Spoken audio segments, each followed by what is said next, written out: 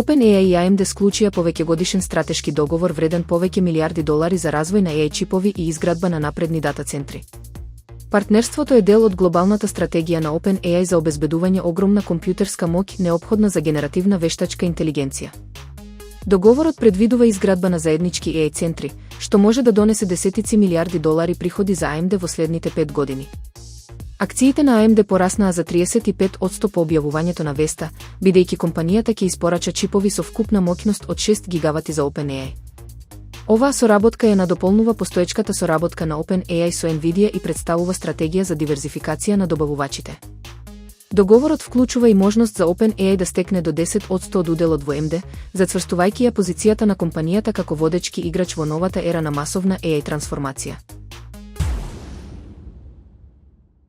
Тесла го представи најновиот напредок на својот хуманоиден робот Optimus, кој сега демонстрира флуидни движења и вештини од кунг-фу. Во кратко видео од 36 секунди, Optimus рамноправно се надпреварува со човек партнер, изведувајќи удари, блокови и странични удари со нога, додека одржува стабилност и прецизност. Вежбата започнува со традиционално поздравување со тупаници, а секое движење изгледа неверојатно реалистично. Иако движењето на рацете и прстите се уште е ограничено, Тесла демонстрира значителен напредок во моториката, рамнотежата и контролата на телото. Се предпоставува дека се работи за Optimus верзија 2.5, а не финалната V3. Елон Маск потврди дека движењата ги изведува вградената вештачка интелигенција, но останува нејасно колку се автономни, а колку однапред програмирани. Според Тесла, целта не е развој на борбени роботи, туку демонстрација на способностите за решавање секојдневни задачи, од кревање тешки предмети до справување со опасности. Маск веќе го замислува Optimus како дел од идни мисии на Марс, каде боречките вештини можеби ќе се покажат корисни и во вселенски контекст.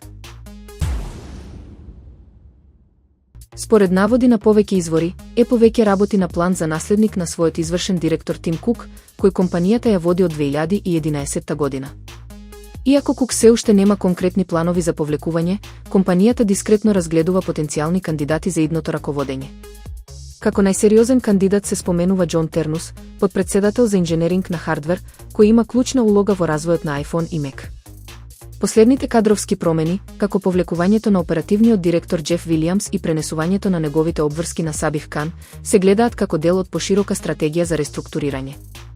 Дизајнерскиот тим одсега ќе известува директно на Кук, иако не планира веднаш да се пензионира.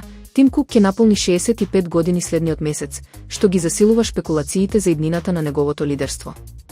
Аналитичарите веруваат дека Apple се стреми кон стабилна транзиција во време кога компанијата се насочува кон нова ера на вештачка интелигенција и напредни технологии.